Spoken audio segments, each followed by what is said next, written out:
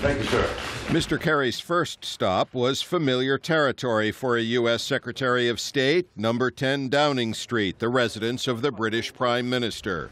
Zania Dormandy of London's Chatham House says it was a soft introduction to his new role delivering American soft power, President Obama's preferred approach to global issues. America is choosing to have a different approach. Now, that's not necessarily about less power, that's about using your power differently. Secretary Kerry took that approach to European allies early in this trip and also applied it to the Syria conflict at a conference in Rome, announcing the first direct American aid for the Syrian rebel fighters, but only food and medical supplies. I am absolutely confident, from what I heard in there from other foreign ministers, that the totality of this effort is going to have an impact on the ability of the Syrian opposition to accomplish its goals. But Syrian opposition leaders complained that the aid is not enough to change the desperate situation inside Syria or at refugee camps in neighboring countries that now hold more than 1 million people.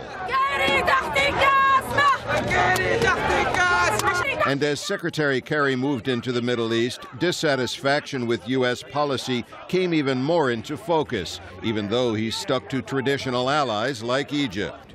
The United States sees itself as a champion of human rights and is a leader in providing humanitarian aid and economic help to struggling countries.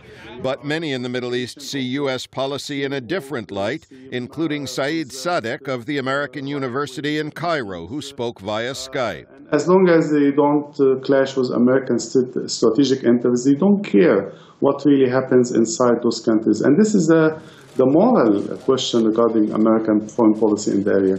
All they care about is the petrol, is the cheap flow of oil. American officials would disagree with Sadek on that one, but they might agree with his view that U.S. strategic interests in the Middle East and indeed around the world remain constant. And that leads Zania Dormandy to conclude that the new Secretary of State won't bring big policy changes. You're going to absolutely see something different in style.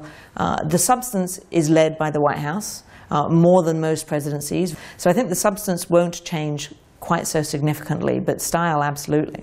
For Secretary Kerry, 4 years of difficult and intractable issues lie ahead, coupled with often hostile foreign populations. Along the way, he'll look for some opportunities to advance U.S. interests and perhaps do some good in the world.